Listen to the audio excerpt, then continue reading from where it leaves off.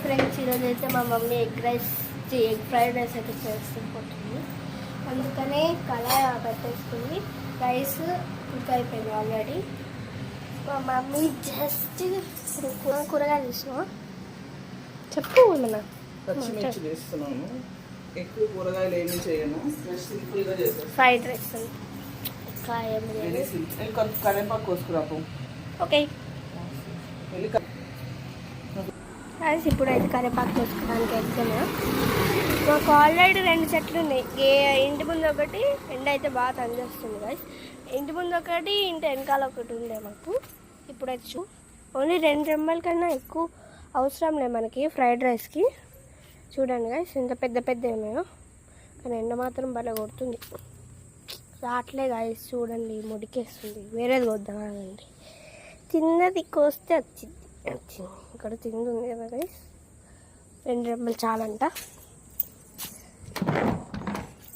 వెళ్ళిపోదాం లోపలికి. అయితే వచ్చేసాం. ఇంక నా చేయి అడ్డుంది, వెళ్ళి మమ్మీకి ఇచ్చాను.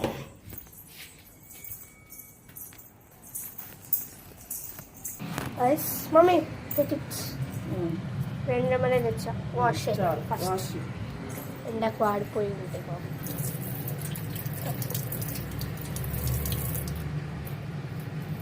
చేసేసి పెట్టేసి ఎప్పటికి పోయాలా. వెరీ సింపుల్ రెసిపీ, ఎవరైనా చేసుకోవచ్చు. నువ్వు కూడా చేయొచ్చు అనమాట. చిన్నపిల్లలు కూడా చేసుకునేలాగా చూపిస్తాను. అండ్ సాయంత్రం నేను ఒక స్నాక్స్ చేస్తా, పొటాటో క్రిస్పీ బాల్స్ అని. అది కూడా పెడతా. Current Gaya, chimney half Gaya, lighting రావట్లేదు.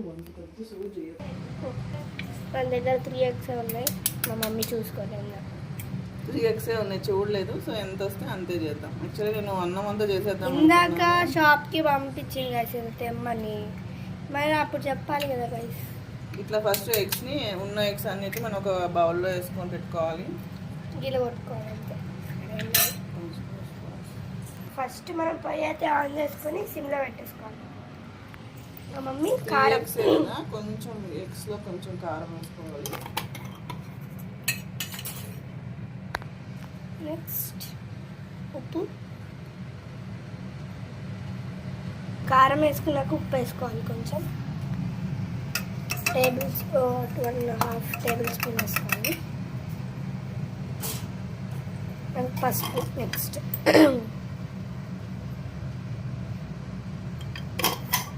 ఇదిలో పెట్టేసుకోవాలి.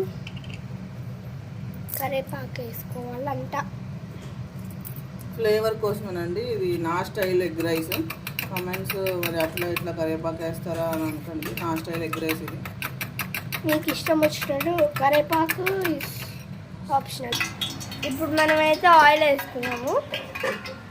కొంచెం లిటిల్గా ఆయిల్ వేసుకొని లైట్గా హైలో పెట్టుకోవాలి. జీలకర్ర వేసుకోవాలి.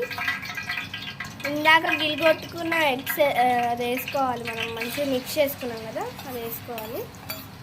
జీలకర్ర తర్వాత అది వేసుకోవాలి. తర్వాత ఏమన్నా వేసుకోవాలి. అట్లానే ఉంచాలి, కలపకండి. అప్పుడే కొంచెం మంచిగా అది అవ్వనివ్వండి. హై పెట్టేసుకున్నాను. హై పెట్టుకోవాలి. ఇది అట్లా కలపకూడదు.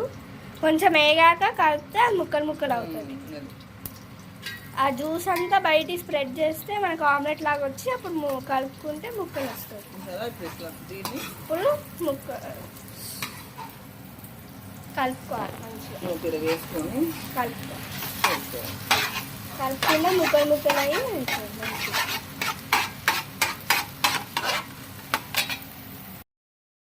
పీసెస్ వచ్చేసాయి కదా, ఒక బౌల్లోకి ట్రాన్స్ఫర్ చేసుకోవాలి. మొత్తం ఆయిల్ అంతా తీసేసి ట్రాన్స్ఫర్ చేసుకోవాలి. మొత్తం ట్రాన్స్ఫర్ చేసేసుకొని పక్కన పెట్టుకోవాలి. ఇదే ఆయిల్లో మనం వేరే ప్రాసెస్ని స్టార్ట్ చేద్దాం. ఇప్పుడు కోసుకున్న పచ్చిమిర్చి, కరివేపాకు, ఆనియన్స్ వేసేసుకోవాలి ఆయిల్లో. మంచిగా అవి మధ్య దాకా వేయించుకోవాలి. హైలోనే పెట్టాలి, సిమ్లో పెట్టక్కర్లే. లైట్గా బ్రౌనిష్ కలర్ వచ్చేదాకా ఉంచుకోవాలి. ఇట్లా ఎల్లోయిష్ కలర్ వచ్చేదాకా వేయించుకోవాలి. ఇంకొంచెం వేయించుకోవాలి, ఇట్లా మధ్యలో పెట్టుకొని ఉంచుకోవాలి. ఇప్పుడు మనం ముందుగానే ఉడకబెట్టించుకున్న రైస్ అంతా ఇట్లా పొడి పొడిగా ఉంది కదా, పొడి పొడిగా చేసుకొని చల్లార్చుకోవాలి. గడ్డలు ఎక్కడ లేకుండా నార్మల్గా మనం కలుపుకుంటాం కదా కూరలో, అట్లా గడ్డలు లేకుండా ఉంచుకోవాలి. ఇట్లా మంచి బ్రౌనిష్ కలర్ వచ్చేసింది కదా, మంచిగా వేగాలి. ఈ ఉడకబెట్టుకున్న అదే పీసెస్ చేసిన ఎగ్స్ ఉన్నాయి కదా, అవి మంచిగా ఓన్లీ హాఫ్ వేసుకోవాలి. మనం ఇందాక పొడి పొడిగా చేసుకున్న రైస్ వేసేసుకోవాలి మొత్తం. మనకి ఎన్ని ఎగ్స్ అంత.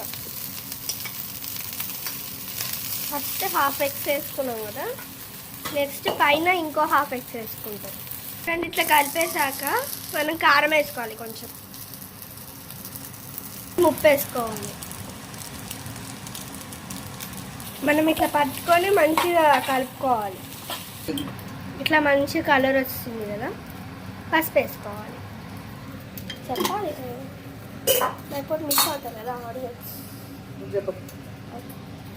ఎందుకు ఎక్కువ వాడేస్తారా అంటారు.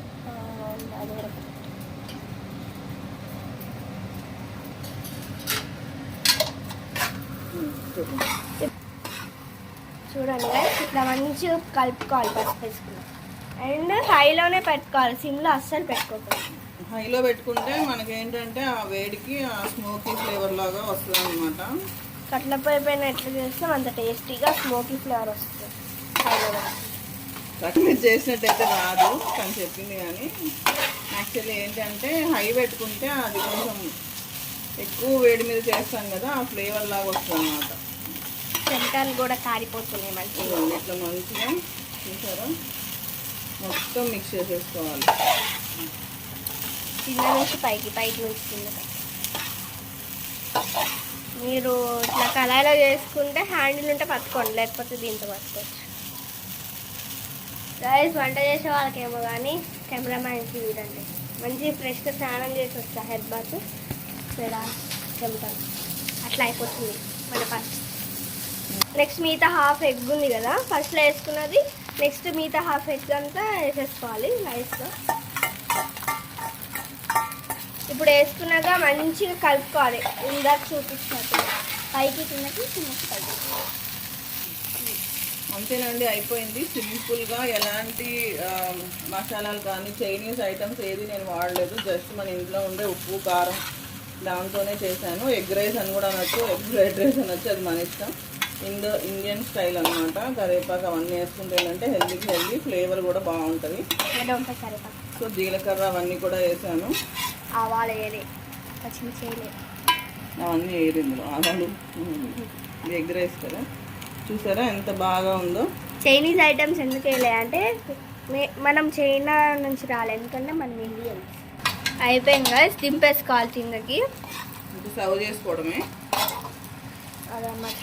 ఈరోజు లంచ్ స్నాక్స్ కూడా నేనే చేస్తాను ఈరోజు, మా మమ్మీ చేసింది. కానీ ఒక 2 minutes ఇట్లా పెట్టుకొని మనం తిందాం.